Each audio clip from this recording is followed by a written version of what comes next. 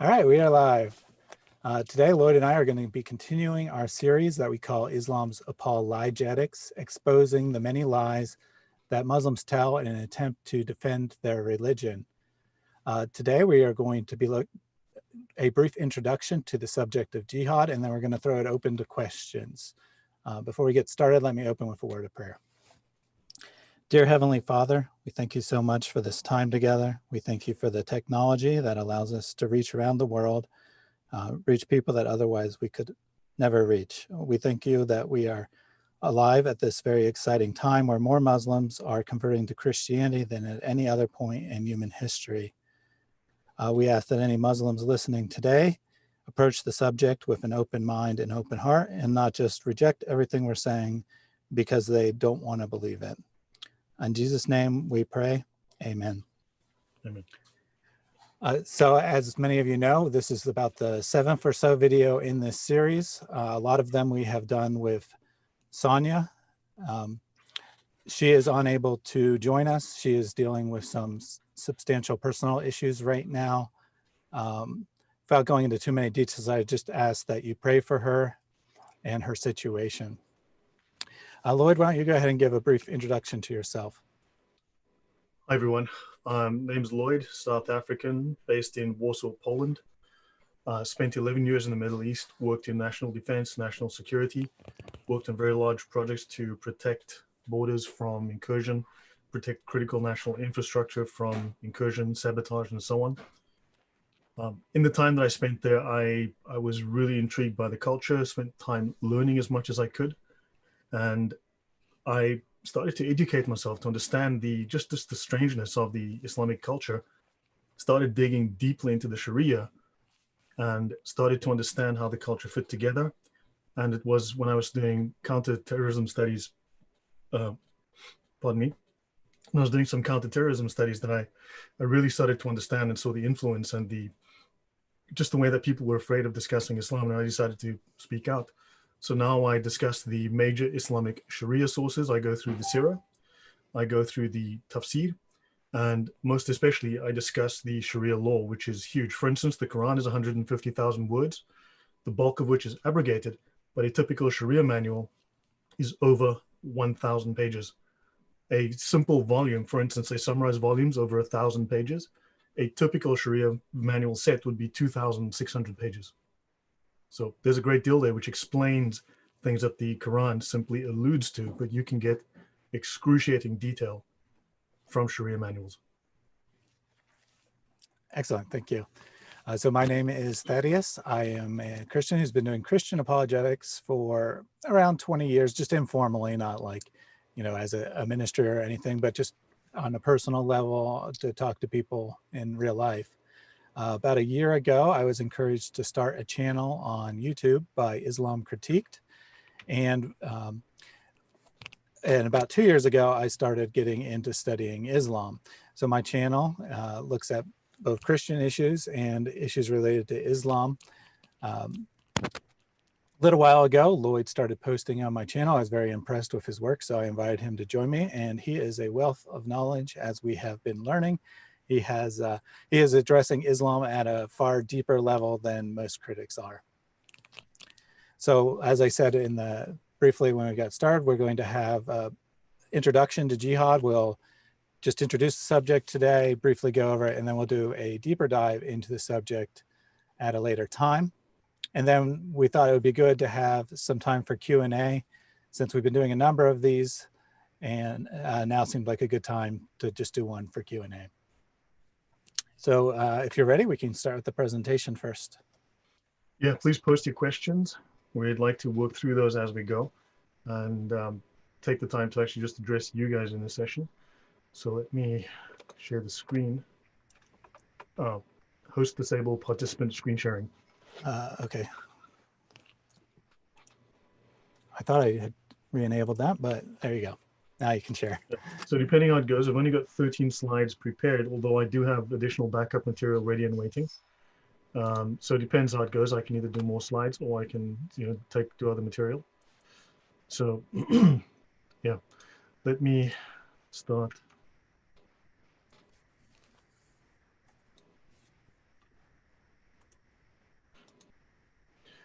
Okay, screen 2 would be that one.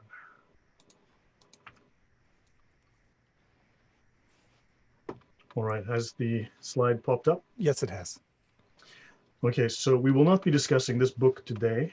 I won't be going through this, but this book is called The Religious and Moral Doctrine of Jihad. It is written by the Sheikh al-Islam Ibn Taymiyyah. Now, Sheikh al-Islam is an honorific, it is a title given to major scholars of Islam who wrote incredibly important works, fatwa, that became binding, that were made part of the Sharia, that became binding laws of Islam, part of the ijma, the consensus, the major source of Islamic law. We will, as we go forward, we will discover that the Sharia and all of the major texts written by the scholars aligns perfectly with what you're going to see in his book. So that, for instance, Muslims will claim that ISIS has nothing to do with Islam and that ISIS is twisting the text. Well, we're going to see that ISIS is applying 100% accurate, fully authentic Sunni Sharia. So yeah, let's, if you have questions, do post them. Let's skip forward. Maybe before we get started, Betsy posted a fun little question. She says, Lloyd, why are you always dissing Islam? Are you saying it isn't the truth? Look,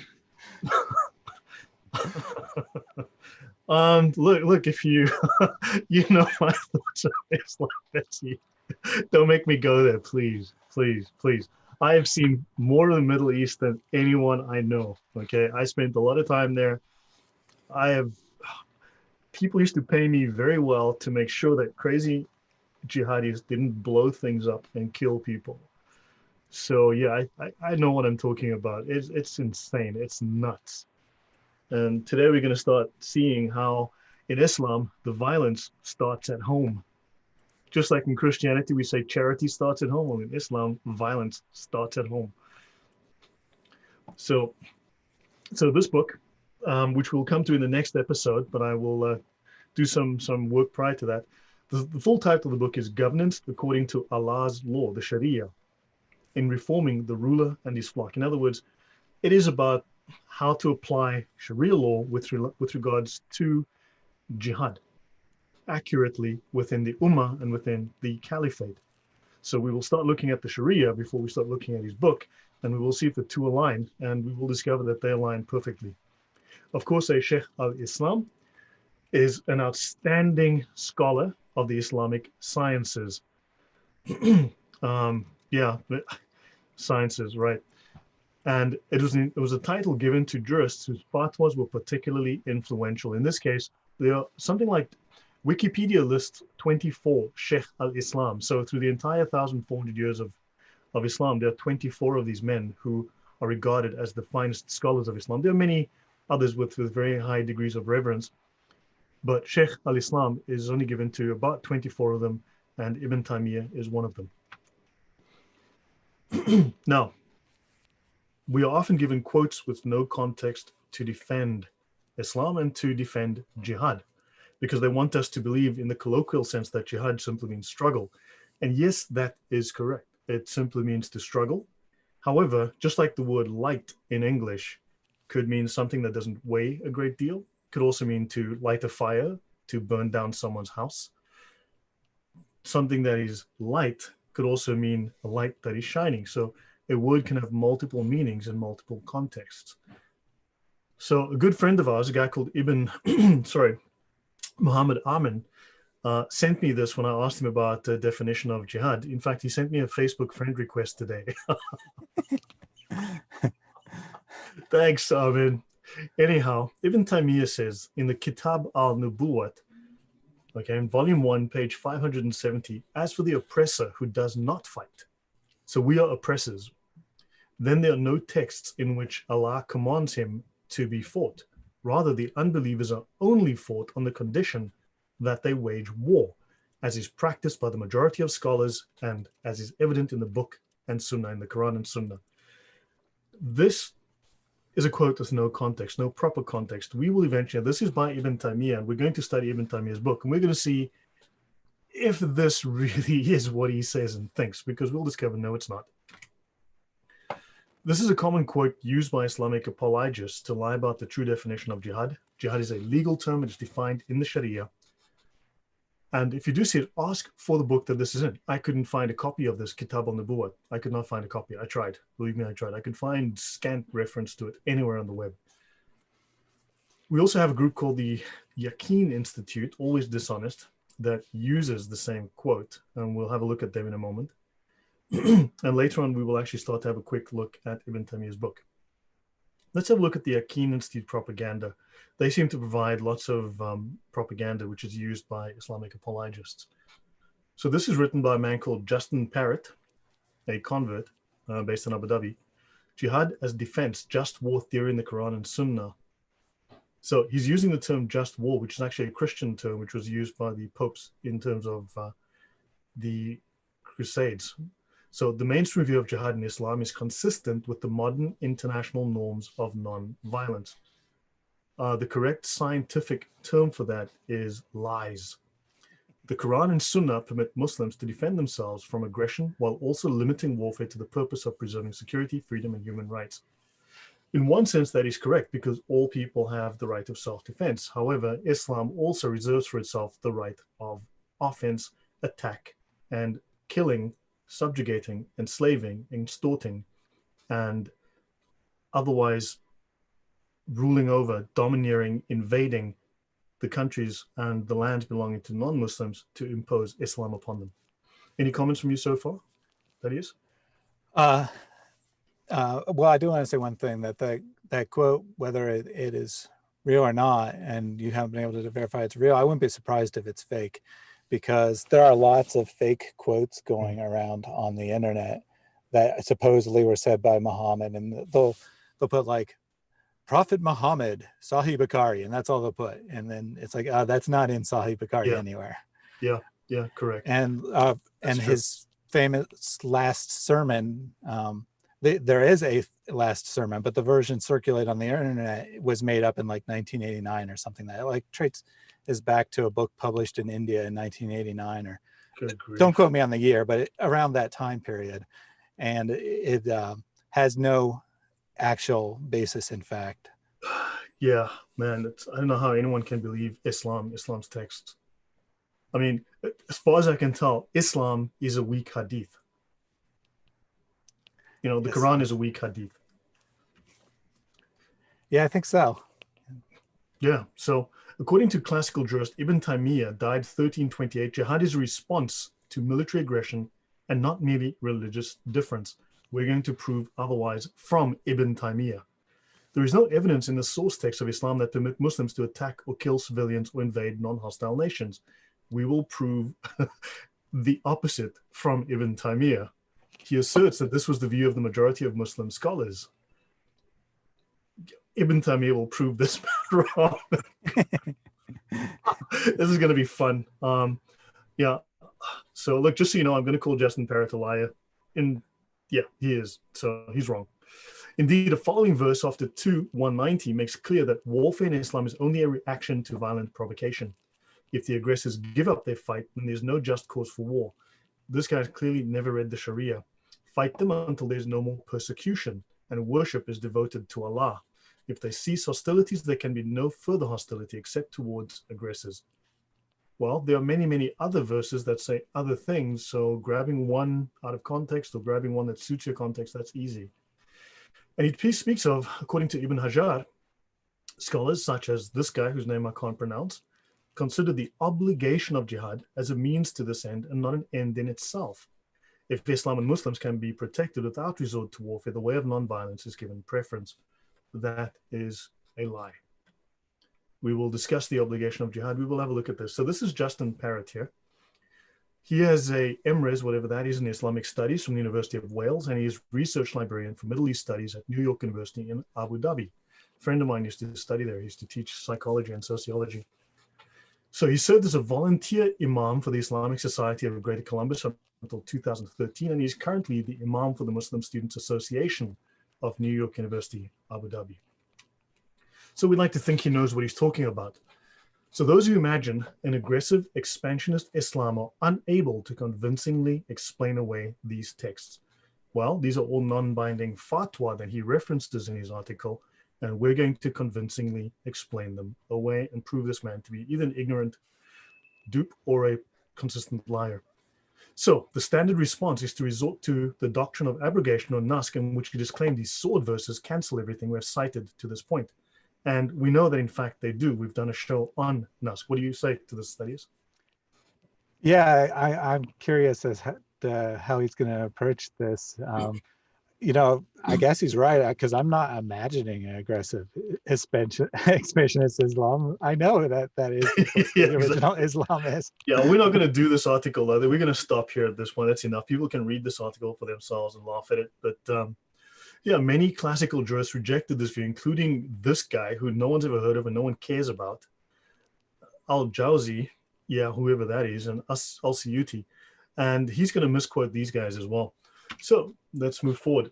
So let's have a look at the single greatest, most respected and revered historian in Islam. So Ibn Khaldun he was born in 1332 and died in 1406. So he is the greatest Arab historian, and he developed one of the earliest philosophies of history. So it is contained in his masterpiece, the Muqaddimah, or the Introduction to History.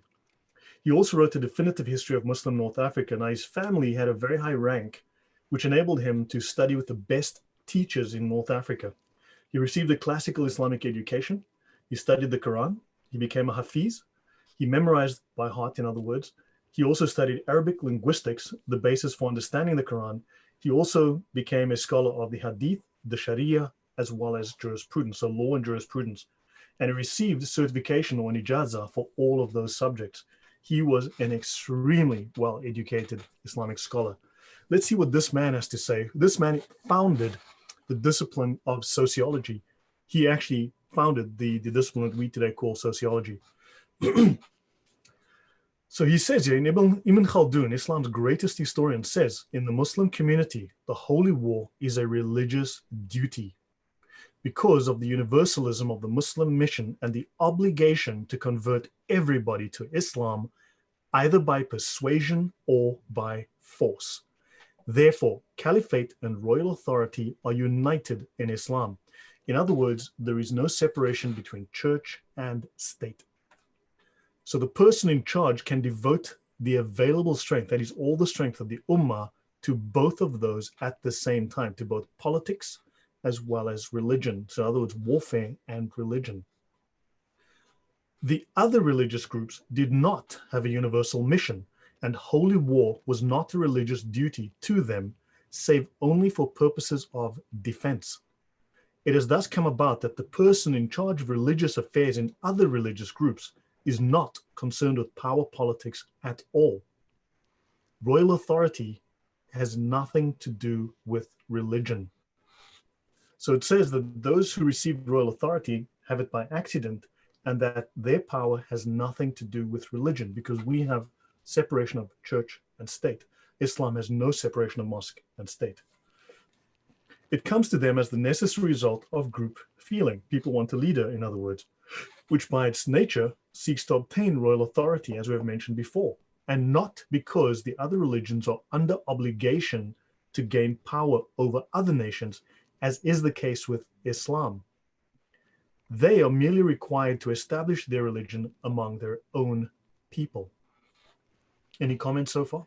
Yeah, I think that, we pretty much agree with all this, that one tactic that apologists today like to take is say that Christianity is equally violent as Islam.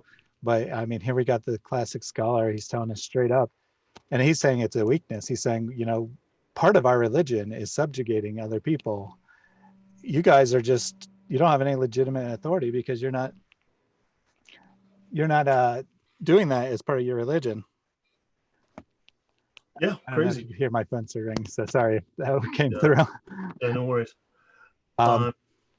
Yeah, but just earlier, last week, in response to my last video, our good friend, inspired by Sheikh Ahmed Didat, was disputing that Muslims had killed anyone in the name of Islam. He's like, it's the Christians who kill people in the name of Christianity. So then we cited 12 or 20 sources of documenting separate incidences of Muslims killing people, and he couldn't come up with any for Christians doing the same. And he's like, your sources are all made up. You're just lying and trying to deceive people. It's like, well, give us your sources. Yeah. Now, if they would show us, in fact, you see supposed Christians and others coming to the comments who I believe they're Muslims pretending to be non-Muslims, give us the name of the Sharia manual which mentions jihad and describes it in detail in Christianity. Which book is it? Who wrote it? Which page is it on? Please. Would love to see it. You know, they say, yeah, well, Christianity says sell your clothes and buy a sword. You know, you guys didn't consult the scholars, did you? Always tell us, check with the scholars. What do the Christian scholars say about that? You might discover it doesn't say what you think it says. So, yeah, so this, I think, is pretty blunt. So either this man, who is one of the top scholars of Islam of that time, of the 13th century, it didn't know what he was talking about, or he's dead on accurate. And he's accurate. He's correct. This is Ibn Khaldun. And this is the man who invented modern history, from Reagan to Zuckerberg, the enduring relevance of a 14th century Arab historian. Clearly, he was nobody. Clearly.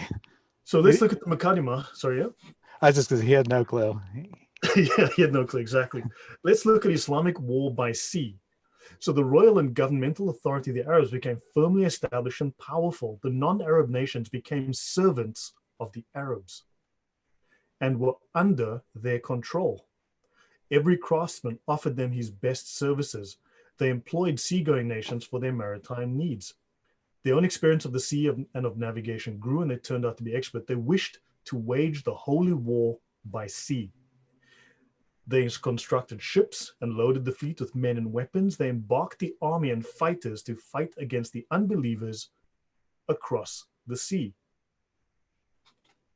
So they crossed the sea to take the fight to people who weren't fighting them. Am I reading this correct? Yeah, I think so. You know, I'd like to see how that was defensive, but you know.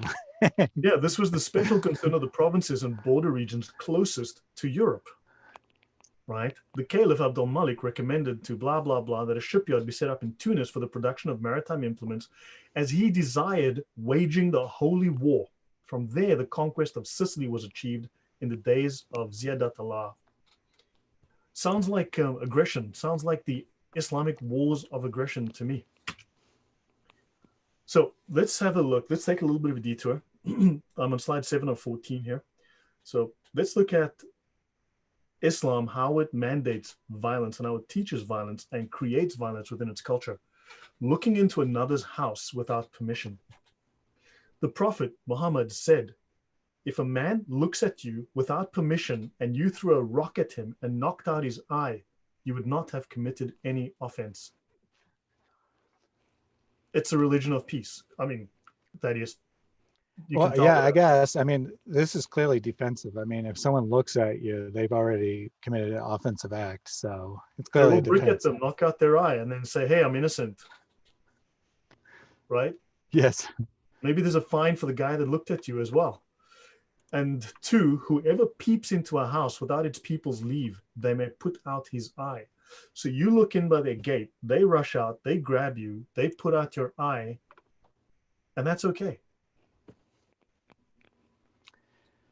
Yep, pure defense. I don't know where you're getting anything aggressive out of this. I mean, sheesh. Self-defense. Obviously, someone looked at your house. I mean, look, your house could, I don't know, fall down because some looks are very powerful, I guess. Maybe someone can explain it to me in the comments. But I think it's, look, I mean, without joking, this is disgusting.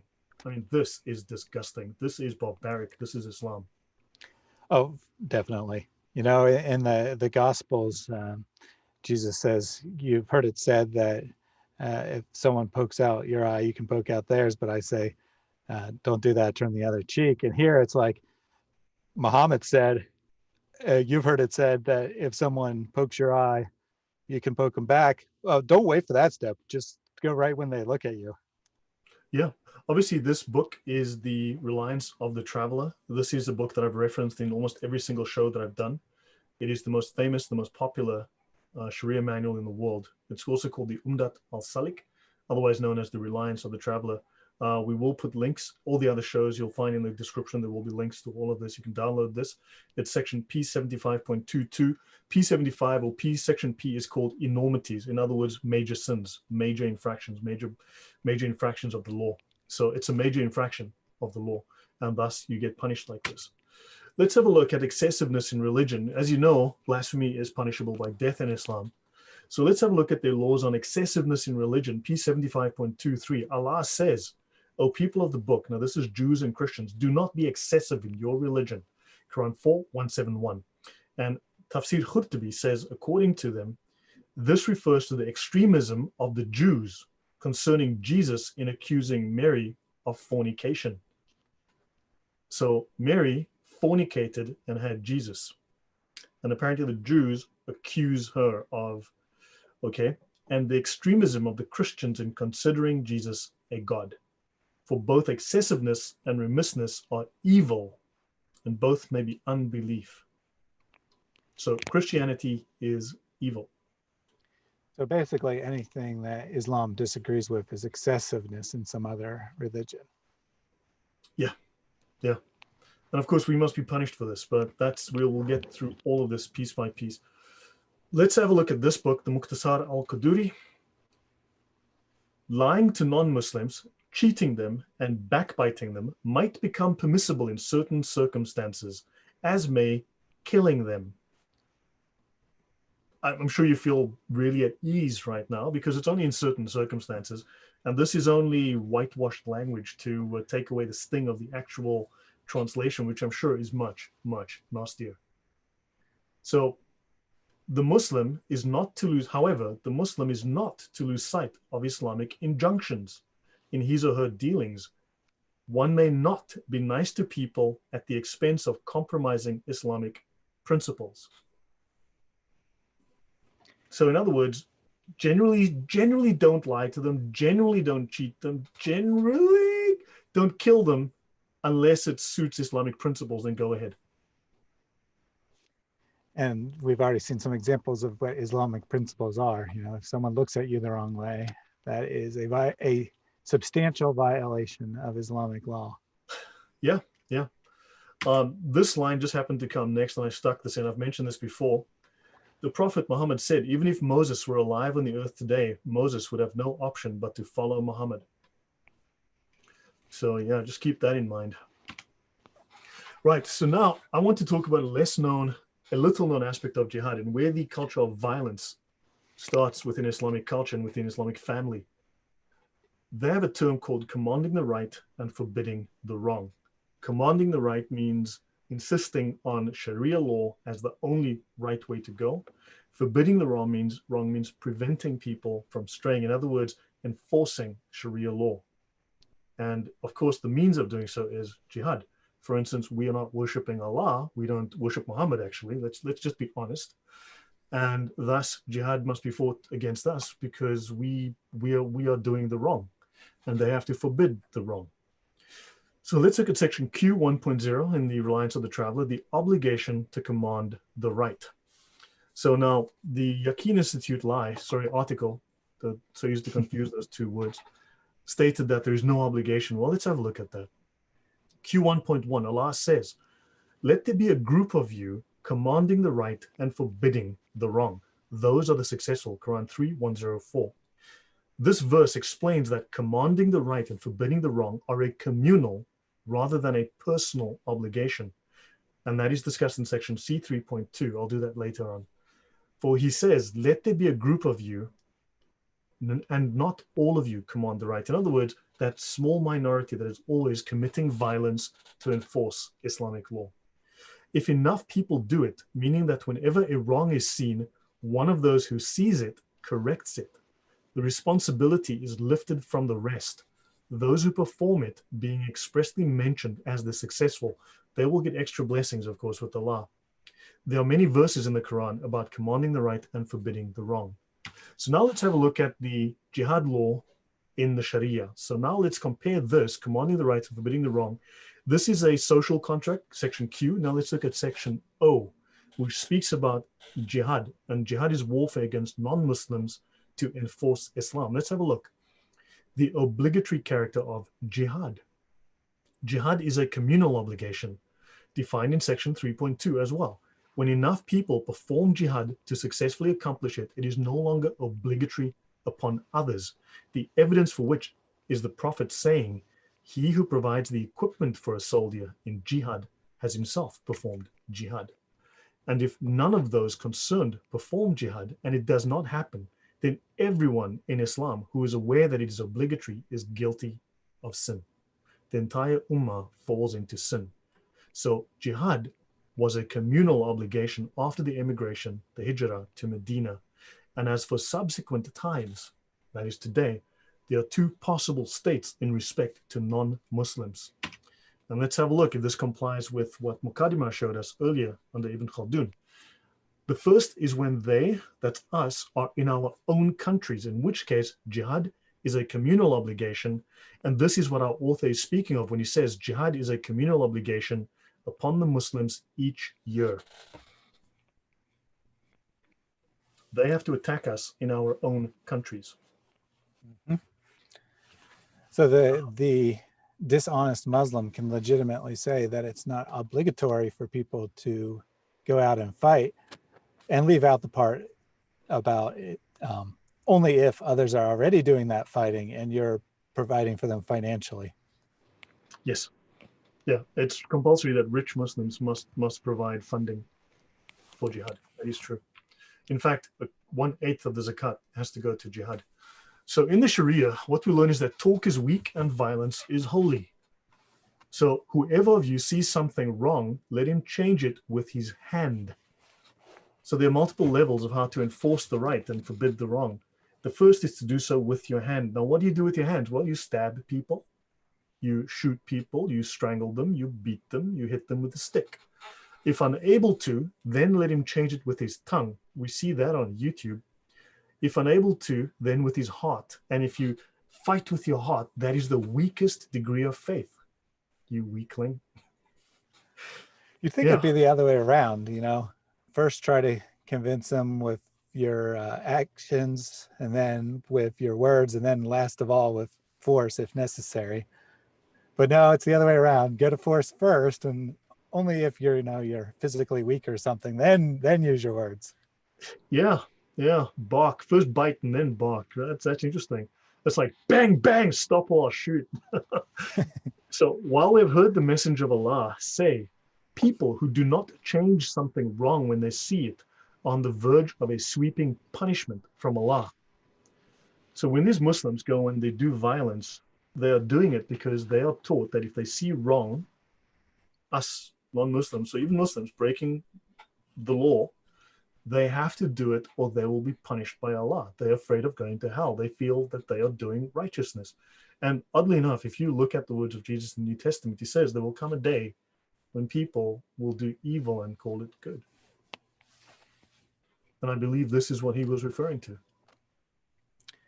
Yeah, I think so. When you study Islam, like not the popular version, but like the real true Islam from the early days of Islam to the present in most of the majority Muslim world, you get, and you know the gospel and you know the words of Jesus and you know the book of Revelation as background, it's really hard not to see Islam as being at least one piece of the false prophets and the false teachers that will come and try to take away Jesus's teachings. I believe so. Go take the Quran says changing with the tongue apparently refers to taqiyya. Well, that may be true. That's a very good point, Goat. Yep, that's a good point. I'll keep that in mind. That's a good point there. Yeah, because lying all the time. So let's see, threaten them or hit them if you must. Quranic verses and hadiths all indicate that whoever sees something wrong and does nothing has sinned. So they must be, so anyway, so they mentioned that some say that they must be permission from the caliph, and then after they say, no, that's just an opinion. That's an arbitrary opinion. So in other words, it's up to the individual Muslim.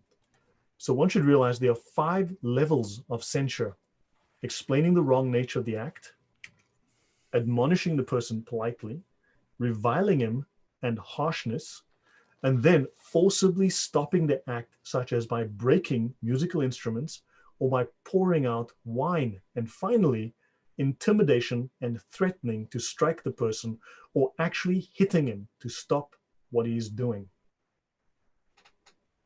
This is the Sharia. This is why Muslims are ashamed of ever quoting and discussing the Sharia. That's why they can't. I mean, can you imagine the controversy if a Christian pastor said, guys, go into the bar and try to prevent people from drinking. And if you can't stop them with your words, then pour out their beers on the floor. Worse than shove them that, to the they have to ground if break the necessary. bottles. It's a requirement. They have to smash the bottles. Yeah, and then beat up the patrons. Yeah.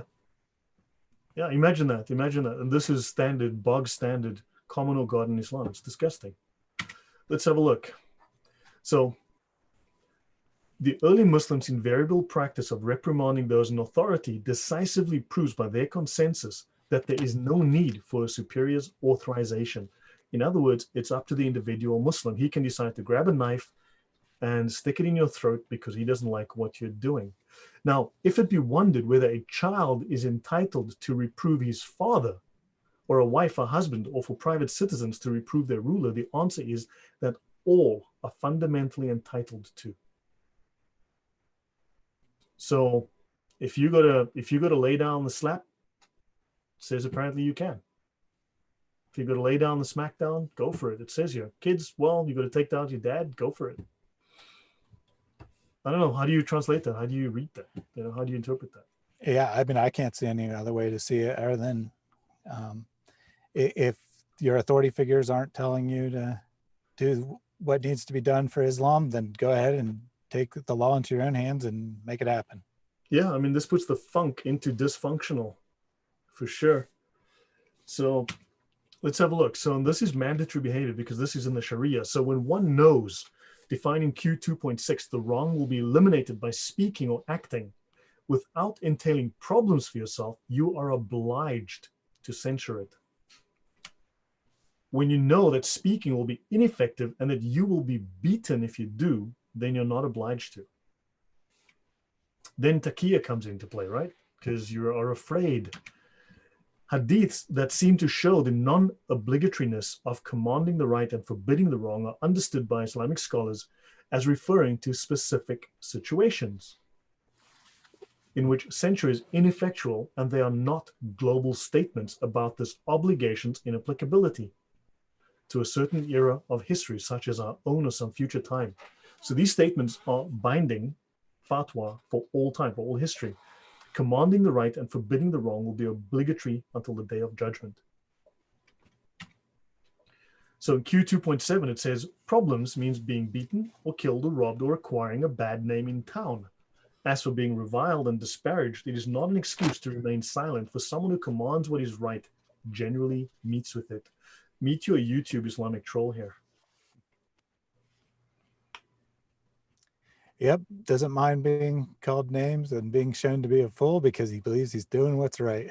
I wouldn't call them idiots. I mean, first of all, they are idiots, but if they would just be honest.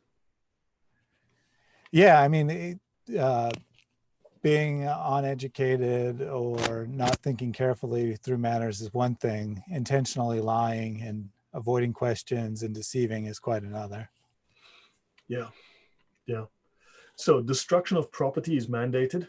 Second last slide. Righting the wrong by hand. Q 5.6 in the Umdat al-Salik, or Reliance of the Traveler. The fifth degree consists of changing the blameworthy thing with one's hand, such as by breaking musical instruments or pouring out wine. Now notice it says here, break the bottles when pouring out wine. Smash the bottles. If you cannot manage except by throwing rocks at the bottles or the like, then do so, and you are not obliged to cover the damages. I wonder why Muslims in the West aren't outside the bars throwing rocks at people. I guess You have to wonder. They will. They do. There are instances of that. Look at this, for instance, on YouTube. France, Muslim smashes wine bottles because it is Ramadan. I watched this video. And he says he walks into this bottle store, starts to smash all the wine bottles, and he says there's no alcohol during Ramadan. And he starts smashing the wine bottles by hand. Now, where do you think he got this instruction? Do you think he doesn't read the Sharia? He does. He knows it. He was taught this. Yeah, and he knew that the leaders of you said it was France, I believe, that they weren't going to stop the sale of alcohol. So it was up to him to do it himself. Correct. Understand, this is what we're inviting. We're inviting in a culture that hates us. And this one is by Robert Spencer, of course, of Jihad Watch. Video from Germany. Muslim enters supermarkets, begins smashing bottles of alcohol. Where do you think he got that idea? Same thing. He knows the Sharia. He's read it. Every Muslim, I think, is... I was speaking with someone recently who mentioned that Muslims, there's an ex-Muslim, he mentioned on YouTube in a comment that Muslims know this stuff. They've been studying the Quran at madrasa. They know it. They know it way better than they let on. They just don't admit it. So, intimidating. Sorry, I think that they don't let on and that they know because they don't want to talk about it. They don't want to reveal anything that can be used against them. Yeah, and they don't want to give us the satisfaction of knowing the truth. And yeah, they lie. I mean, they understand, like Dita lied. You know, I mean, so the 6th degree is threatening and intimidation.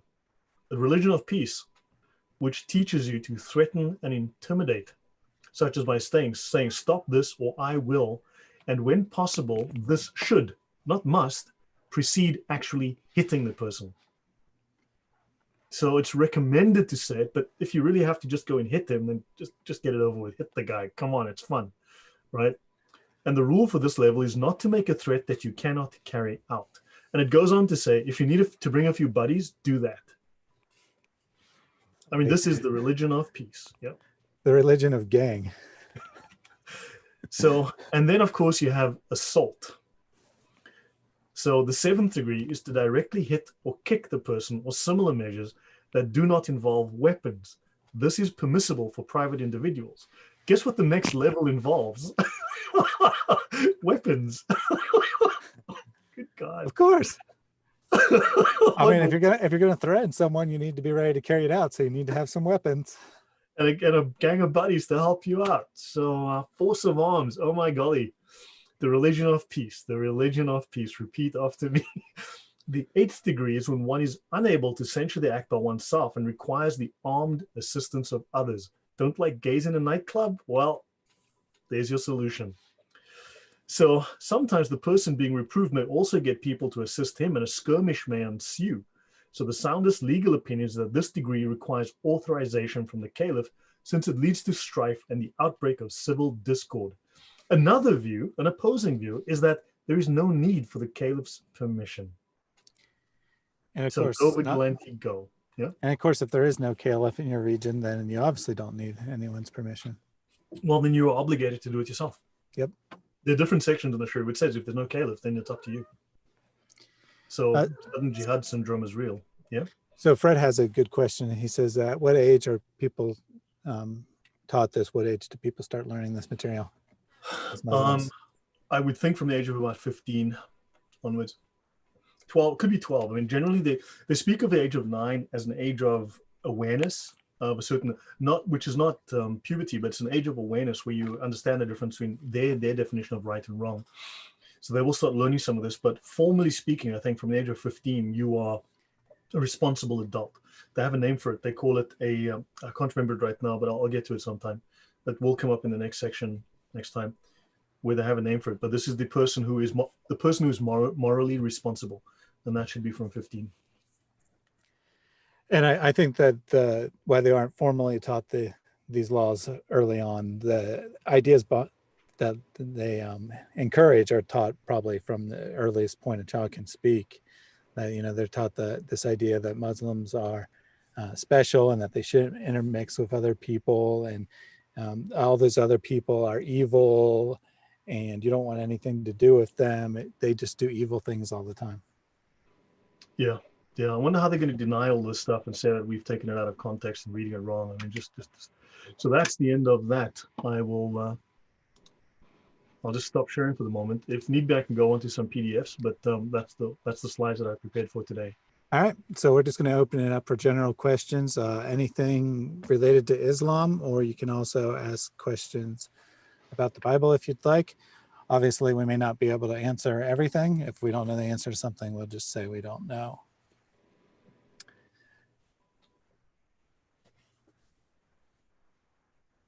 There was some discussion about jokingly, obviously, about wearing a hazmat suit while reading the Quran. I think that, that's the principle behind that is some good advice there, that you don't want to be contaminated by what the Quran teaches. Yeah, you definitely don't. I mean, the world is contaminated enough by that stuff. Well, maybe I can show something else. Remember those quotes I sent you? Maybe just to yeah. highlight. Why don't you give the people an idea of what we've been working on? Yeah, that could be interesting. And this is really.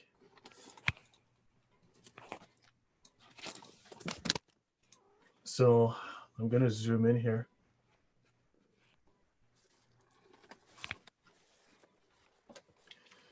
Not that one. My bad. Let's go. Not that one. So let me just find those.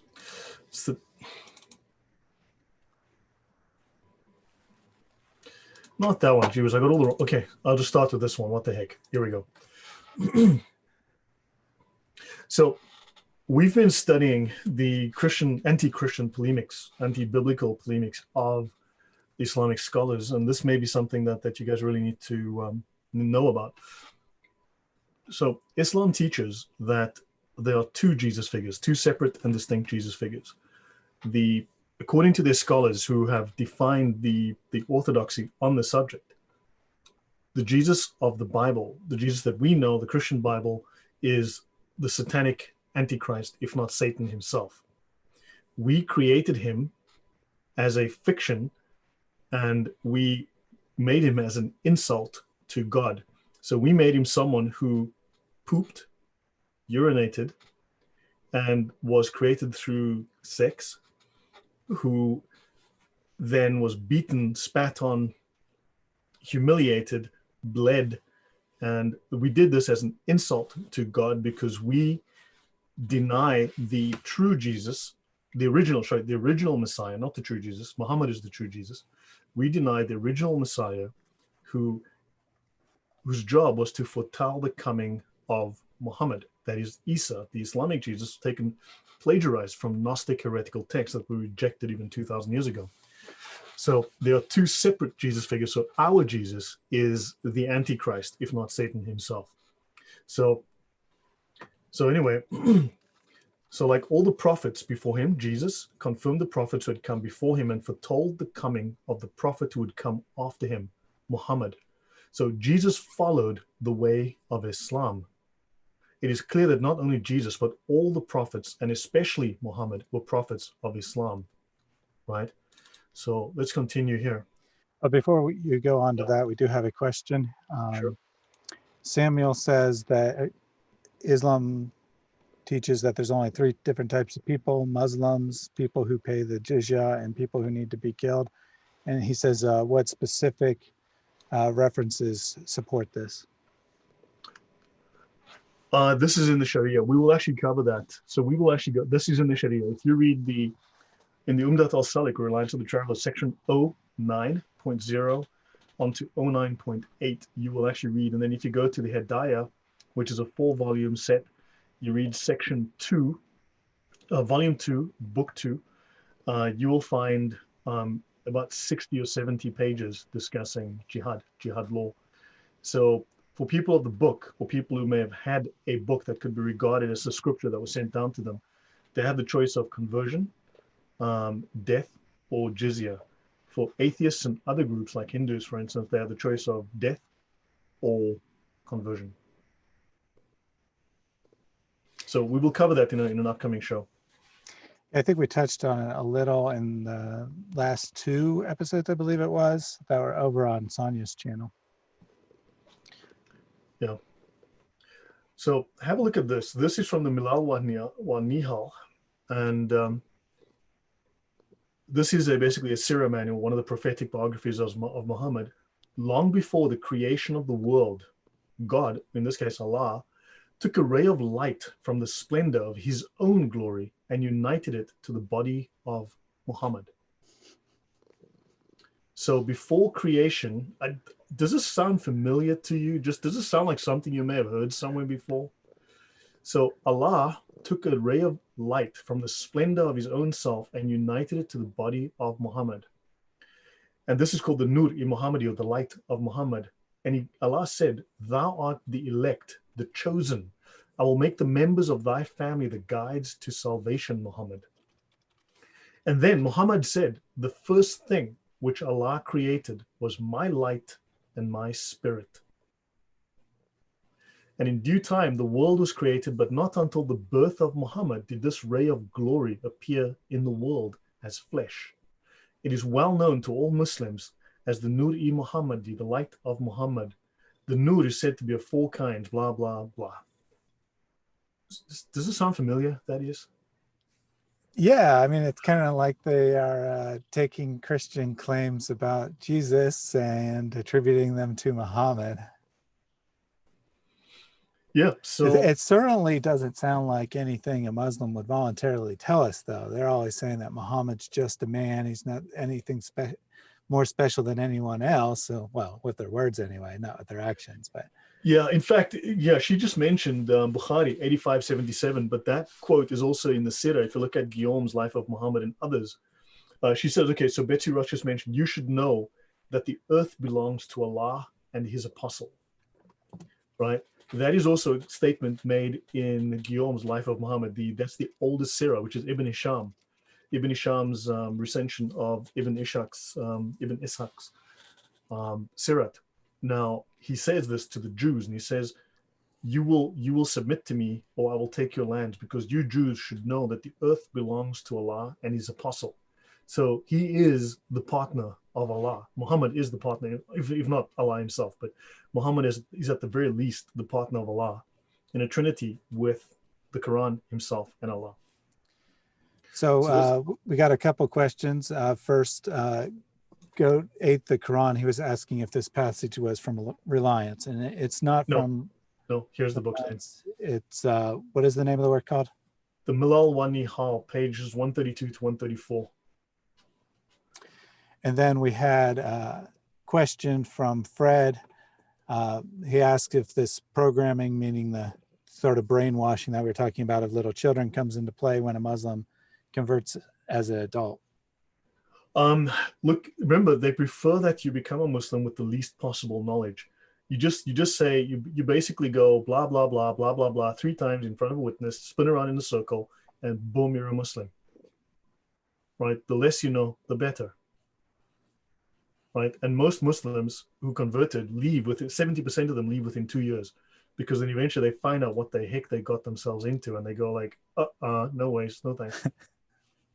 So yeah, but this is the kind of blasphemy that Islam is concealing. They don't want to talk about this. I have asked now, man, I got out of my way to annoy these people.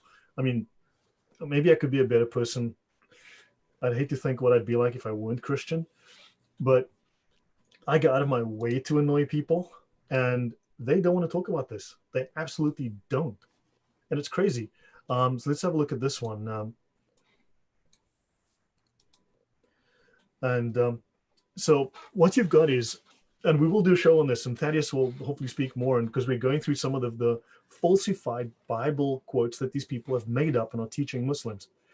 So Allah created the people of believing men and women from the perspiration of his eyebrows, right?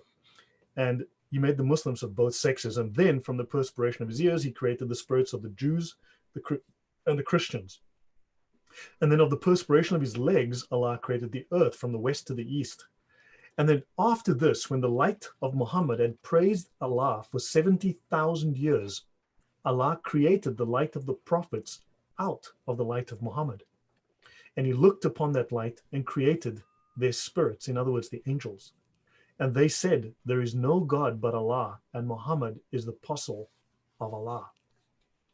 So the angels said that there is no God but Allah, and Muhammad is the apostle of Allah. And then Allah created a lamp of transparent red carnelian and the figure of Muhammad. And he made this figure of Muhammad just as he afterwards was in this world. So Muhammad was made before creation, 100,000 years before creation. And then that figure of Muhammad was put on that lamp, exactly in the form he had when he was saying his prayers. And then the spirits went around the light of Muhammad, praising and worshiping him for 100,000 years. Then Allah commanded the spirits to look upon the form of Muhammad, and they all obeyed. And whoever saw Muhammad's head became a caliph and a sultan among men. Whoever saw Muhammad's forehead became a just commander. Who saw his eyes became one who knows the word of God by heart. And I'll pause there, but if we go to the next page, basically, whoever saw his brain became a Muslim, whoever saw his heart became a greater Muslim, and basically whoever saw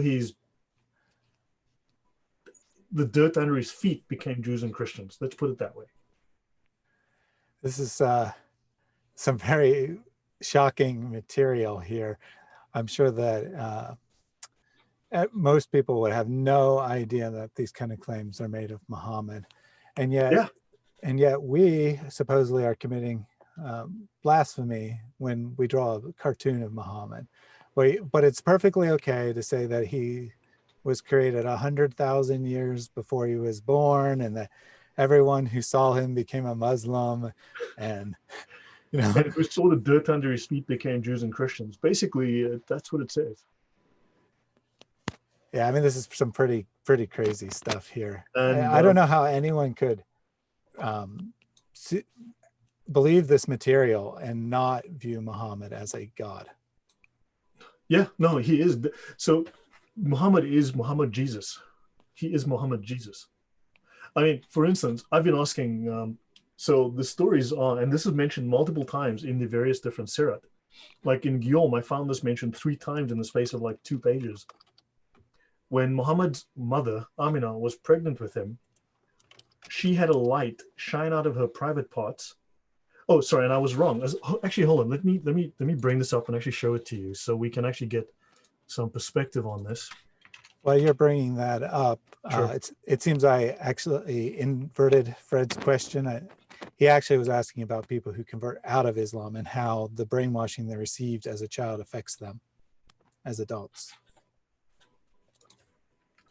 Oh, I'm not too familiar with people who've converted out, but I mean, I do believe that they breathe a sigh of relief. They feel a sense of great relief that they are out of Islam. They feel, yeah. I'll just add that I think that this is one of the things that makes it so hard for someone to leave Islam. It's like this is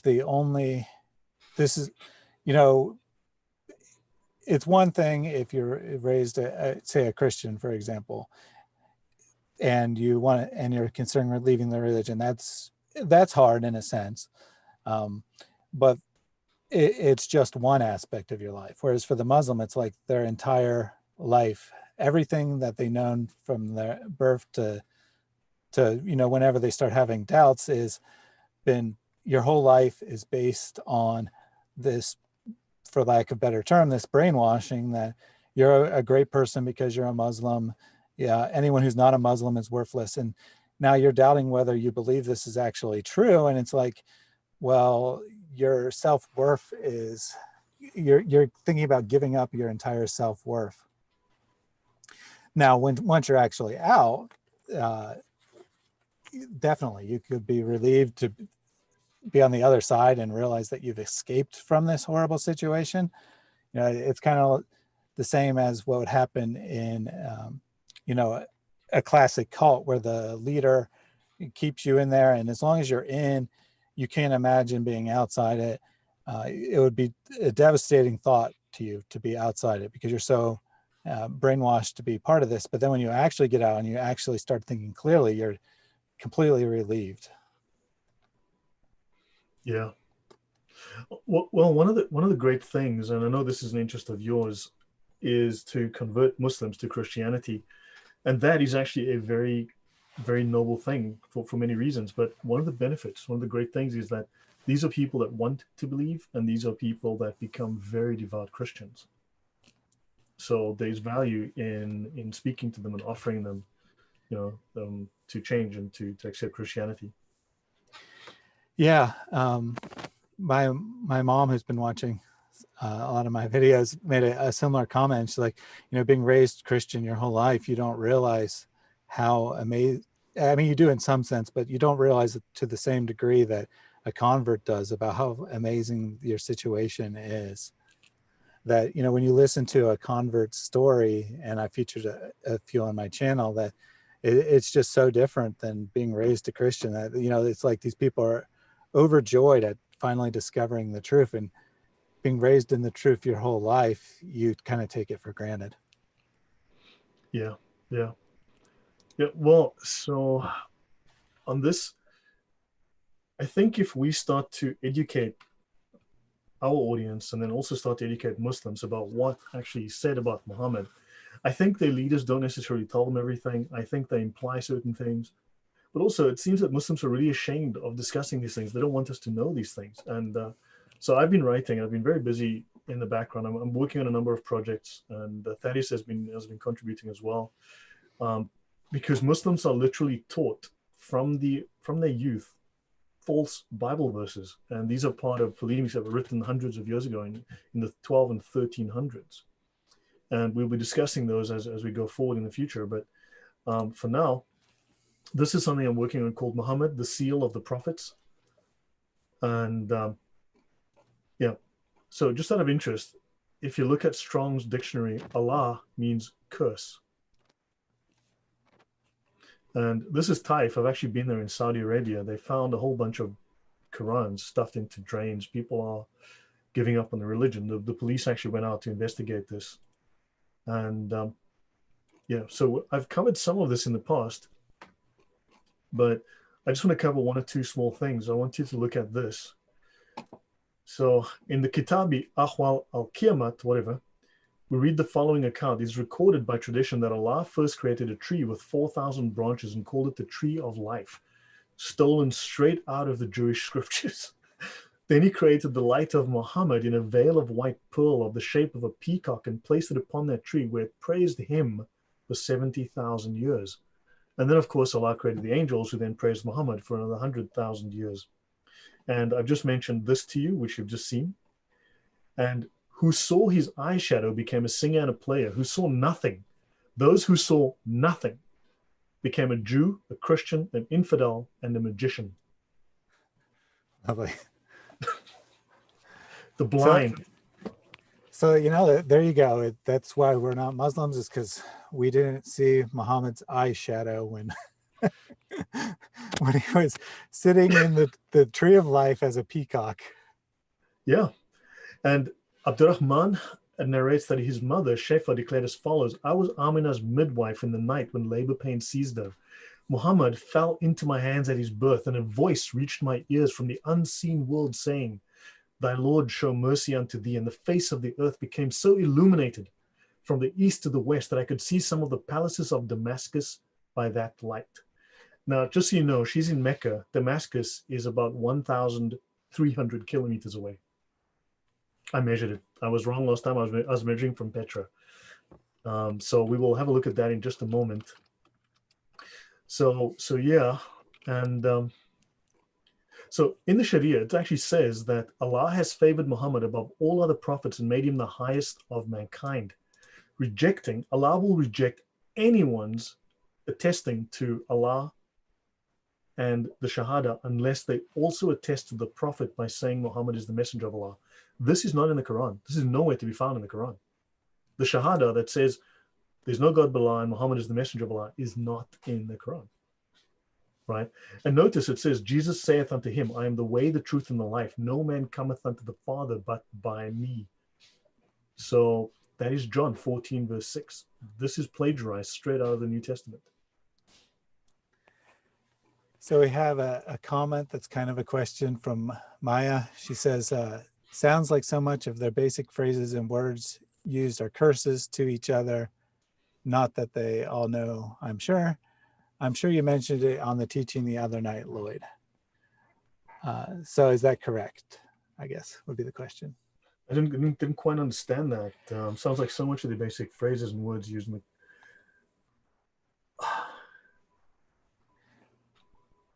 Oh, no, they curse. No. I said in the last show they are allowed to curse the Christians. It is not mandated, but it is certainly permissible to curse Christians. Because Muhammad's last words, his very last words before he died was, Allah curse the Jews and the Christians, for they built temples to their prophets at the site of their graves. And then the very next thing the Muslims did was they built a mosque at the site of Muhammad's grave, which makes perfect sense because we should be cursed for doing that, but it's okay when they do it. So, yeah. Now, have a look. So Muhammad goes to heaven, right? He has this experience, this vision, or whatever. So there was a man, thin and curly-haired, as though he were one of the men of Shanua. This was Jesus. This is Muhammad speaking. He was standing and praying, and the one who most resembles him is this dude, whoever that guy was. There was also Abraham standing and praying, and the one who resembles him most is Muhammad. So Muhammad resembles Abraham, just by sheer coincidence. And then the time for prayers came, and I, Muhammad, acted as imam for them. So all the prophets were standing in heaven, and Muhammad acted as imam. When we had finished prayers, a voice said to me, "O Muhammad, this is Malik, the chamberlain of hell, so greet him." I turned to him, and he offered me greeting. So even Satan greets him. And then Muhammad's meeting with his Lord. So this is Arthur Jeffrey, Islam, Muhammad, and his religion, okay, page 42. A favorite episode in the account of Muhammad's ascension to heaven is that which tells of the prophet being taken into the presence of Allah. So Jesus had a son's relationship with his father. So this story is intended to show how Muhammad had an equally intimate acquaintance with Allah. And there are many, many versions of the story. So Muhammad actually sees Jesus, right? Many, many times. And I saw Jesus, who was one of average height with a red face as if he had just come out of a bathroom. And I resembled the prophet Abraham more than any of his children. Right? So he meets Jesus in the second heaven, but Muhammad, of course, goes to the seventh heaven. Jesus is only in the second heaven. And yeah, so there's these constant stories about Muhammad that meets Jesus, and Muhammad is superior to Jesus. Like if you look here, I heard a Jew calling out at the top of his voice from the top of a fort in Yathrib, "O company of Jews, tonight has risen a star under which Muhammad is born." So Muhammad is born under a star, right? Let's have a look here. What was said to Amina when she had conceived the apostle? A voice said to Muhammad's mother, "You are pregnant with the Lord of this people. And when he is born, say, call him Muhammad." As she was pregnant with him, she saw a light come forth from her. And according to the scholars and so on, you know where it shone out of, okay? Came forth from her by which she could see the castles of Busra in Syria. Right, by which she could see the castles of Busra in Syria. I'm just going to load this up in Google Maps quickly so we can see this. Okay, so let's have a... Well, you're pulling that up. Everyone in the comments is enjoying the thought of a great light coming out of Muhammad's mother as she was giving birth. Yeah, so this is Mecca. This is Busra in Syria. The distance, as the crow flies, as you drive, it's 1,601 kilometers. As you draw a straight line, it is 1,300 kilometers. So if you look at this line, a light shone out of Muhammad's mother's 1,300 kilometers. And it lit up the castles. It lit up the castles in Busra in Syria, and she could see the castles from there. Yeah. This is the device that apparently caused the effect. Obviously, it would take some research to determine this for real, but I feel like intuitively a light that bright would destroy anything in the vicinity of it. Yeah, and I mean, they mentioned it. They said they mentioned it like 3 times in 2 pages. She told how she was pregnant with him. A light went out from her which illuminated the castles of Busra in Syria. And she had borne Muhammad with the least difficulty imaginable. When she bore him, he put his hands on the ground like this and lifting his head towards the heavens. So he was doing yoga the time he was born. So, and Muhammad then said, "I am what Abraham, my father, prayed for, and I am the good news of my brother Jesus." So before you scroll down, I did appreciate the authentic skin color of that picture of Muhammad there, because we know he was extremely white. Yeah, so this is the young Muhammad. He was just born, you know, doing the cobra pose or whatever you call that one. So look, this is so Muslim. So I'm busy working on this. I'm finding most of this Most of this research was actually done between 1850 and 1890. And there's a number of scholars that I found. I found a number of books that I've been reading and taking notes out of. And these are all in Sirah manuals that many of them have not been translated, but I think for many good reasons, Muslims don't want us to know about these books. They don't want us discussing this because they believe Muhammad is a god. They believe Muhammad is Jesus. Yeah, even if they don't consciously say that Muhammad is a god, the beliefs clearly support that view. Yeah, I mean, in this case, Muhammad feeds 1,000 people. Okay, I'm just going to maximize this because, sorry, the fonts are there for me to read. I'll just maximize it so you guys can see it as well. I'll make it size 28. Hopefully you can read this now. I'll make it even larger so you guys can try to read this. 36. Muhammad feeds 1,000 people with a single lamb. And he makes a rock turn to sand. So he hits this rock.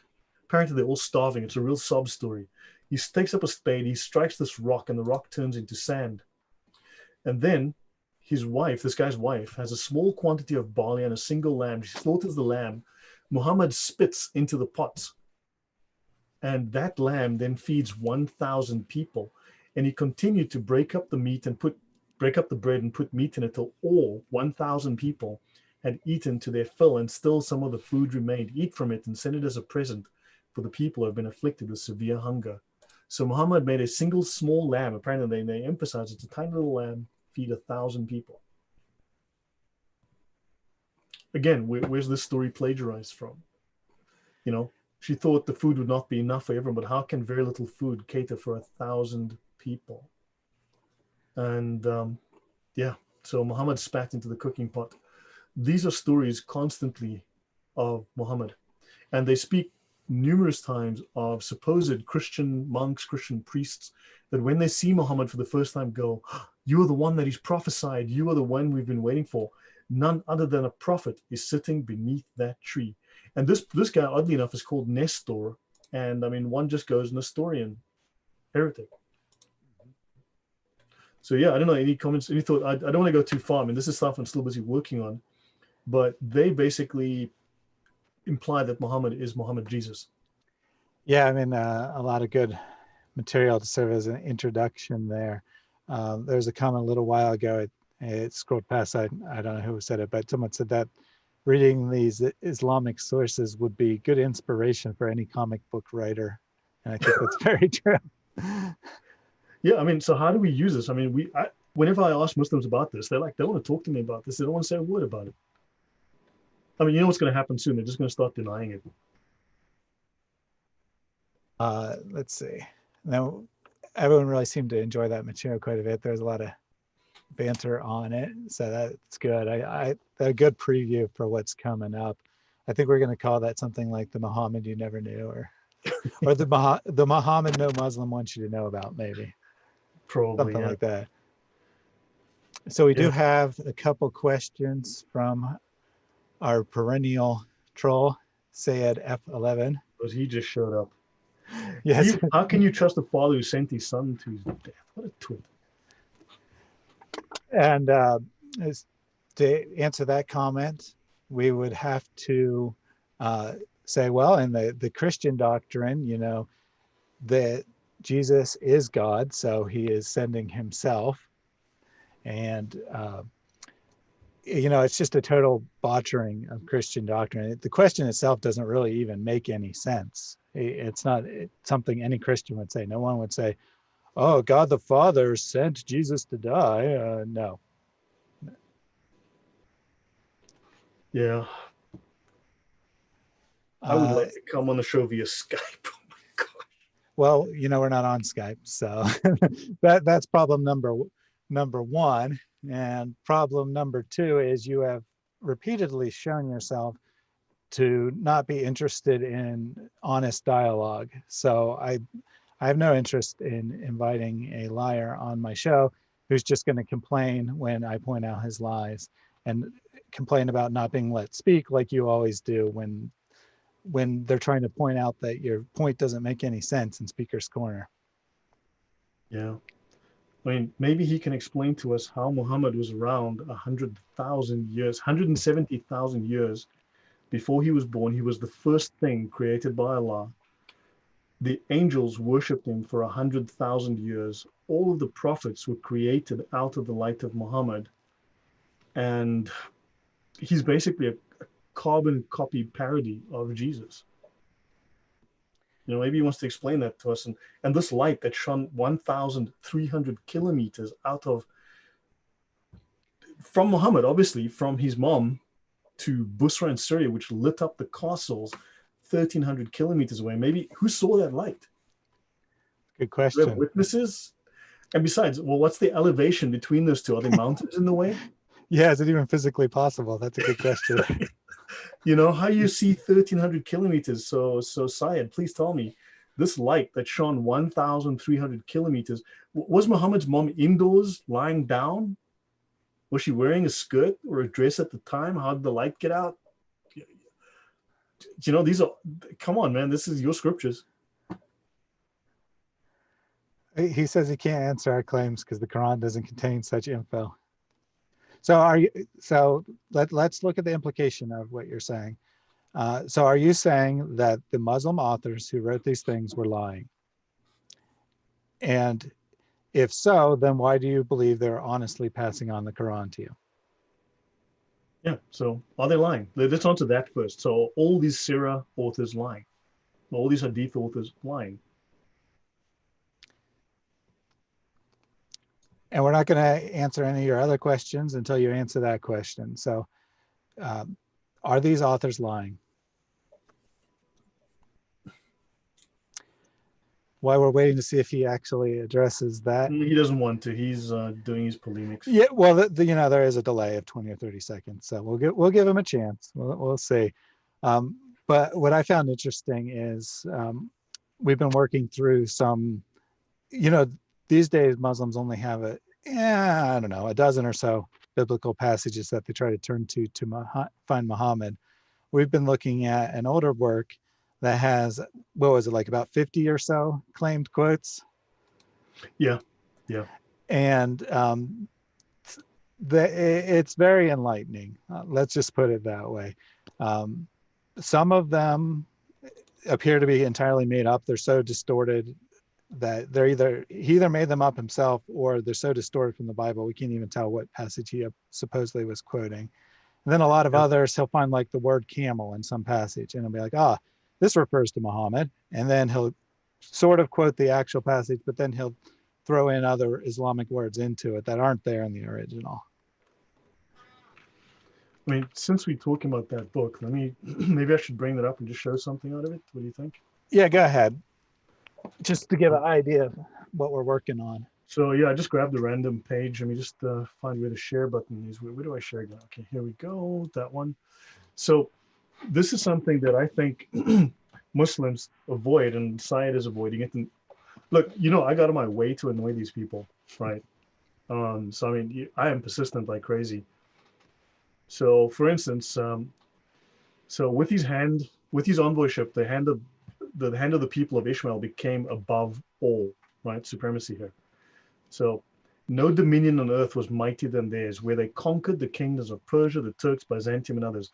They conquered the Jews, the Nazarenes, the Magians, the Sabians, the idolaters. So they're talking just about them. All they are conquering, not the religion of peace, right? And then for the disclaimers of the truth, that's us. This would be as if God had said, you will give birth to a tyrannous, oppressive despot who will subjugate the people with falsehood, right? Massacre the servants of God, lead their women into captivity, pilfer their fortunes, alter the religions of the prophets, lie to God and the like. So this is what we are supposedly claiming about Muhammad. So we are saying that, so Muhammad is a true prophet. So, how could God make someone who would be tyrannous, oppressive, subjugate people with falsehood, massacre the followers of God, lead their women into captivity, pilfer their fortunes, and alter the religions of the prophets, lie to God? And Muhammad did all these things. And now they're trying to say, well, a true prophet wouldn't do that. Muhammad is obviously a true prophet, right? And so they speak of the sayings of David in the book of Psalms, and apparently all of that applies to Muhammad and his people. They are the people who glorify God with loud voices, calling to prayer 5 times a day from the high places. So that's them, right? So the phrase in there, so the other speaker, the phrase in their hands, swords with 2 blades, refers to the Arab swords the companions used in conquering the lands up to the present time. These 2 blades are attributed to the Arabs. Here they speak very clearly. This is Ibn Qayyim, student of Ibn Taymiyyah, speaks of Muslims conquering, right? And so here they say the Jews call upon the people to gather by blowing the horn, the Nazarenes by ringing the bells, but the Muslims have 2 swords in their hands. What does that tell you about the violent nature of Islam and Islamic mission? So his Sharia is the one compared to the state of reverence. Either accept the belief or pay the jizya, or else the sword. And this comes in agreement with his saying, peace be upon him. I was given triumph by instilling fear the length of 1 month's journey. And the prophet David recounted that Muhammad will come with laws and the rules, the Sharia. So the saying of David in another psalm. So the lauded wreath is Muhammad, right? He will gain control from one sea to the other, and the nations will yield to him in obedience and submission. So now notice they say here, Muhammad rescued weak from the tyrant, and this is different from the way of the Messiah, who did not reach a similar influence during his lifetime, nor did his followers after his ascension to heaven. Muhammad was greater than them, right? And they speak here of, they either embraced Islam or they paid the jizya feeling humbled. God will send Muhammad. So these are some of the news about the Messiah and Muhammad long before they were born. It means that God will send Muhammad to teach the people that the Messiah is a man, not a God, that he's the son of a human being and not the son of the creator of human beings. So they mention the prophecy of Isaiah. Now, what happens in this book is that they never give a Bible citation. They never tell you, they tell you the book it's in, never the citation. If you look, some of these verses don't exist. Some of them are a mishmash of 3 or 4 verses. So in the prophecy of Isaiah, I see 2 coming riders, one on a donkey and one on a camel. The donkey rider is, as in the Nazarenes' belief, the Messiah, and the camel rider is Muhammad. Muhammad is more known of a camel rider than the Messiah, who is more known of a donkey rider. With Muhammad, the idols of Babylon fell down, and not with the Messiah. It just goes on and on like this. And let me actually get to the one favorite passage. Let's go to this. So they speak of the Christians here. These are the people who denied the prophethood of Muhammad and the seal of the prophets. As you know what the seal of the prophets looks like. So the Lord's Prayer, our Father who art in heaven, ridicules God. So the Christians chose a way of prayer during which the most devoted and ascetic amongst them would consider it no great matter if he happened to pass urine dripping on his thighs and legs. And it says here, what God entered the vagina of a woman who eats, drinks, urinates, evacuates her bowels, and menstruates? Well, Muhammad, apparently. And then he dwelled there for 9 months, wobbling between excrement, urine, and menstrual blood.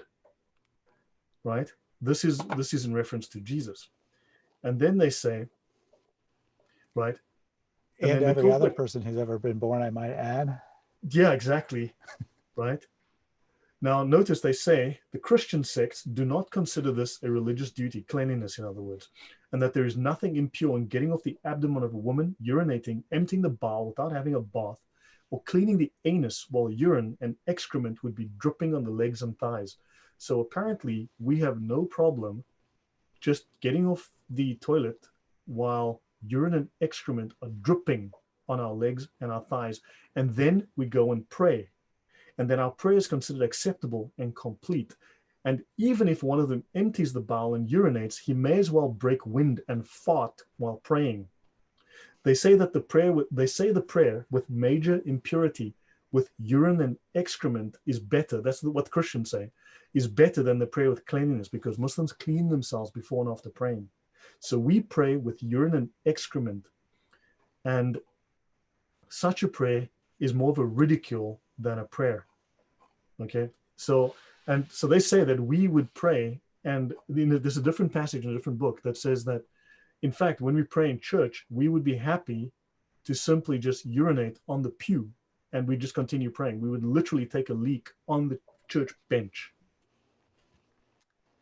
This is what Islam teaches Muslims about Christianity. Absolutely ridiculous. I mean, can you imagine a Christian saying, this is what Muslims do? I mean, come on now. We wouldn't stoop that low. We would not make such ridiculous claims about Muslims.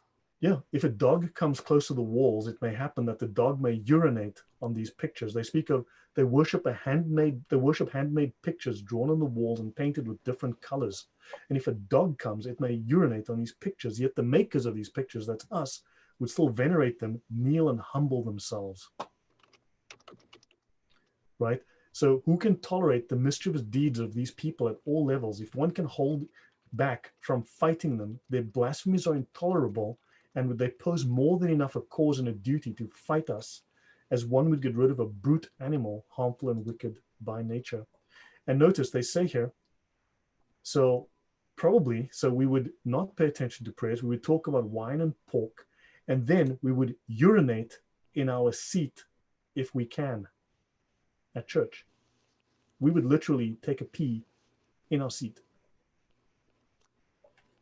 It's ridiculous. This is Orthodox Islam. Ridiculous. So as anticipated, Saeed did not give us any answer, which is fine. I'll just repeat, there are only three logical possibilities here, basically. Either the Islamic authors of these texts that claim that Muhammad was the first thing created and made 170,000 years before he was born, and whatnot, and that light was coming out of his mother's private parts as she gave birth, and all these things. So the authors who made these, there's only three possibilities. One, they just made it up, in which case they're liars. Possibility number two is that they didn't make it up themselves, but they didn't bother to check where it was true or not, and they just passed it on. If either of those are true, these are the same scholars that were transmitting the Quran to you. So you have no reason to believe they accurately transmitted the Quran. They could have inserted their own fake verses into it. They could have received an altered copy and not cared because they didn't bother to check whether it was legitimate or not. And then, of course, the third possibility is that they are actually teaching what Islam taught, in which case then you got some answering to do about how Islam is treating Muhammad as a god. Yeah. So he doesn't want to answer. He doesn't want to answer. For instance, tell us about this light that shone 1,300 kilometers out of Muhammad's mom's private parts to Busra in Syria and shone on the walls of the castle, and they could see it. And she could see the castle. Tell us about that. Tell us how Muhammad was created 170,000 years before the earth was created. Tell us more about that, Syed. We do have a legitimate question, probably someone who came in late. They're asking about what source we're referring to. In this case, okay, so these are multiple books that I'm using. So this was I just read from the Guidance to the Uncertain. It goes under different names, but you will find it under this name. There's multiple different names for these titles. This is by Ibn Qayyim. He was a student of Ibn Taymiyyah, and he forms a trinity with a guy called Ibn Hazm, who originated the major anti-Christian polemics in Islam. So these are the big three, basically. There's a handful of them. And they pretty much of a muchness. They're pretty much the same. And the stories about Muhammad's miraculous those are from birth. various versions of the Sirah. There are multiple, just like there are many Hadith volumes, there are many Sirah volumes. Now, there was a time when the Sirah were preeminent over the Hadith. They came before the Hadith and then the Sirah. In fact, look at some of the modern Sirah. I mean, they just bear no resemblance to the old ones. The ones written in this century are just a joke. Actually, that's a really important point, that the Sirah came first. So this material theoretically is more reliable than the Hadith. Yeah. So you definitely have some answering to do. So it's not just the Quran, it's also the Hadith, obviously, that are also in doubt. Because, I mean, if these people who wrote before the Hadith were collected were making stuff up, then you have no reason to believe that the Hadith are legitimate. Yeah, and true. You have no reason to believe the Quran's legitimate. So we did have a good comment from Fred earlier that asked if Ibn Qayyim had found Muhammad in Matthew 7:15. I'm going to pull that up here. You got the document, right? Yeah. To Oh, well, I have Matthew 7:15 that I'm going to show here. I was going to see if he mentions Matthew, if he mentions Oh, it. he won't. You'll see. Yeah, Matthew. They mentioned Matthew. Let's have a look. So this is Matthew 7:15 through 20. Beware of false prophets who come to you in sheep's clothing, but inwardly are ravenous wolves. You'll recognize them by their fruits. Are grapes gathered from thorn bushes or figs from thistles? So every healthy tree bears good fruit, but the diseased tree bears bad fruit. A healthy tree cannot bear bad fruit, nor can a diseased tree bear good fruit. Every tree that does not bear good fruit is cut down and thrown into fire. Thus you will recognize them by their fruits. And I think this is probably about as close as you can get to a legitimate prophecy of Muhammad in the Bible. That the fruits of Muhammad are pretty clear. It's waging war, encouraging people to lie to promote their religion,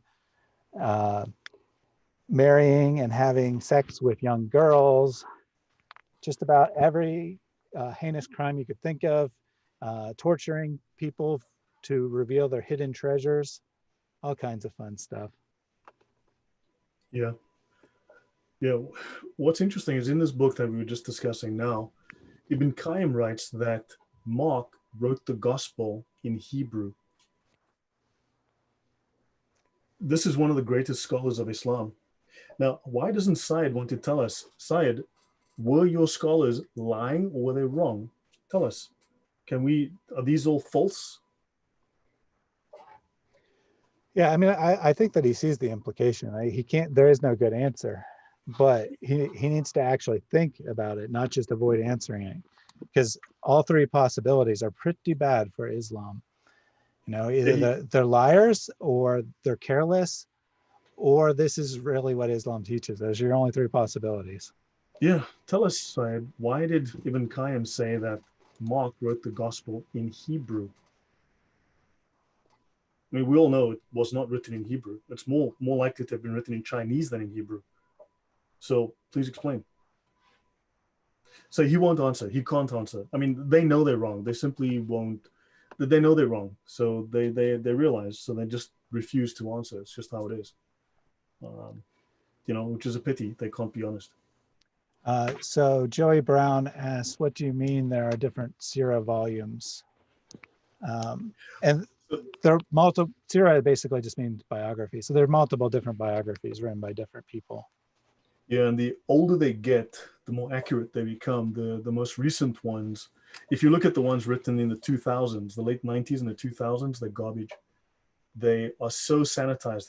In fact, these are the ones that start to really soften the whole thing. They take out all the violence, all the political maneuvers, his warfare, invasions. They start to they start to write this fairy tale of this peaceful man, right? But the older ones, if you look, they're the ones that deify. So the ones that I'm looking at now that I'm trying to track down are these older ones that really go through. So I found a few of them, and they deify Muhammad. They make him into Muhammad Jesus. He is the partner of God, quite literally the partner of God.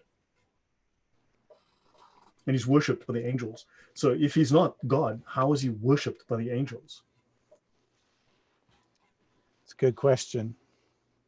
And let me just share this, show this. I mean, for instance, Ibn Qayyim states here, right? Ibn Qayyim states very bluntly, Mark wrote his gospel, good grief, in Hebrew. This is Ibn Qayyim in his book. Mark wrote his gospel in Hebrew, right? So someone explain. This is the extent of their scholarship, and you've got to find, they quote Bible verses that do not exist. He quotes Bible verses that don't exist. There is no such Bible verse. So how is he quoting the Bible when those verses do not exist? They cannot be found. So he's making it up, and he was fooling people, and people didn't know any better. They didn't know the Bible back then, 900 years ago.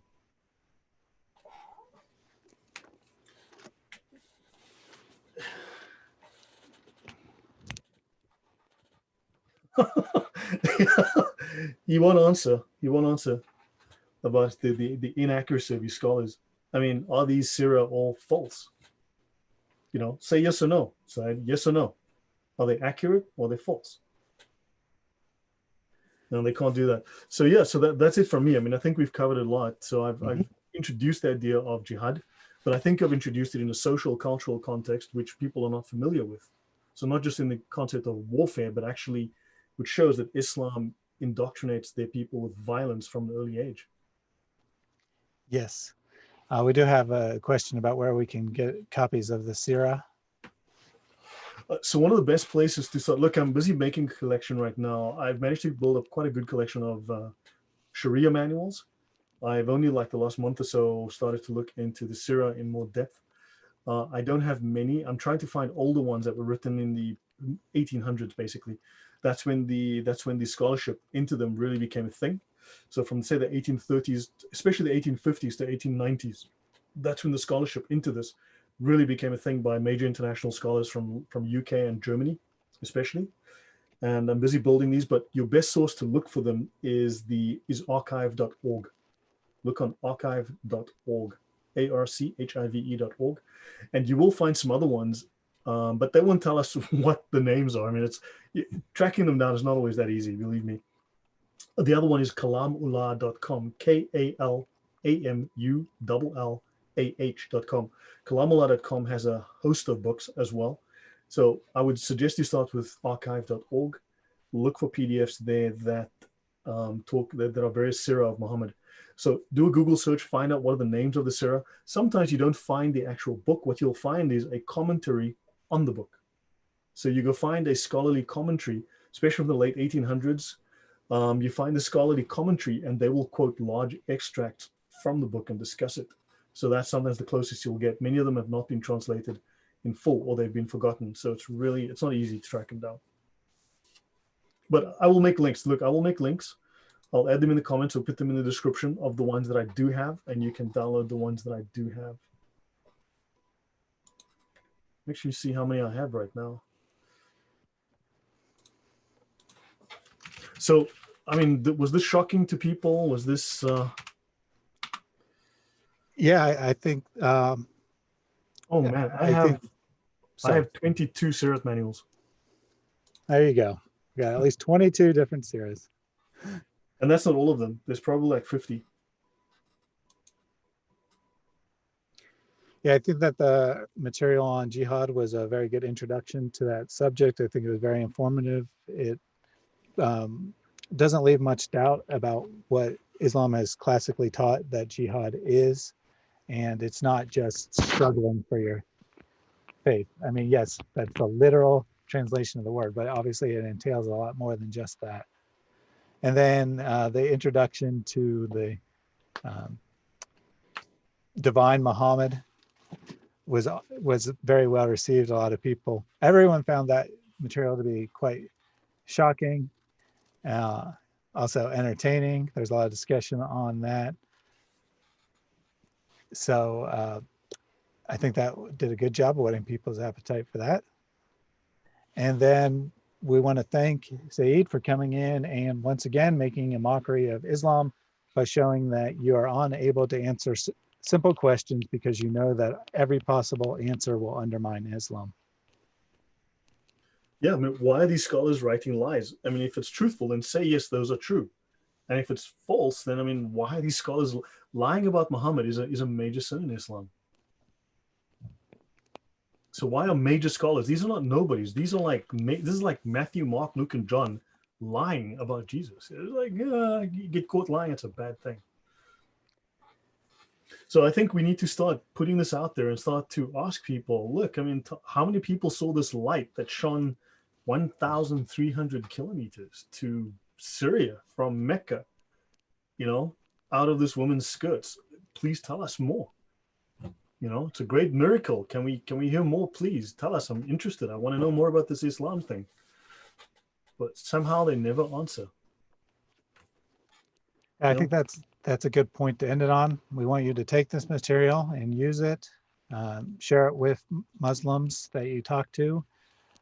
Feel free to do anything you like with my videos. You can chop them up, take out just a portion, upload it to your own channel, whatever you want to do with it. The important thing here is to get the message out to reach Muslims and educate Christians.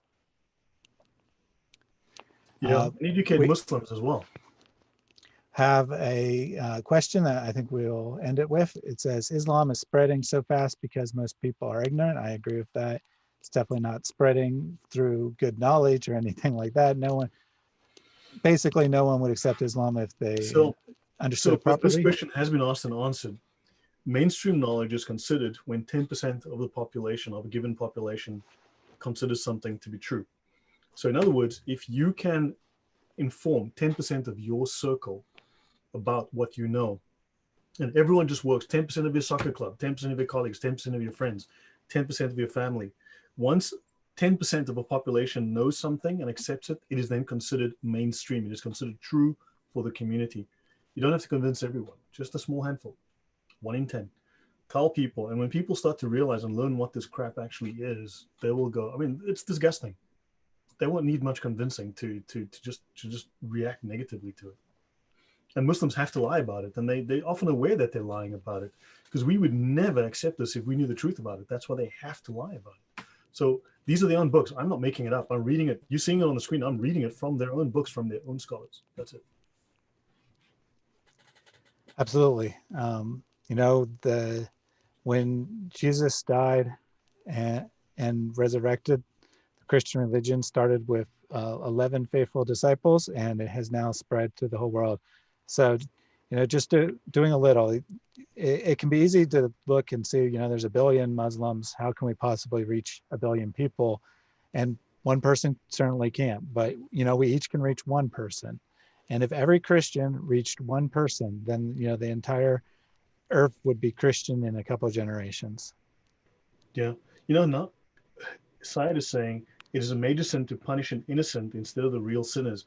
Then why at the end times is Allah going to, and Muhammad going to take the sin off the Muslims and place them on the backs of the Jews and Christians?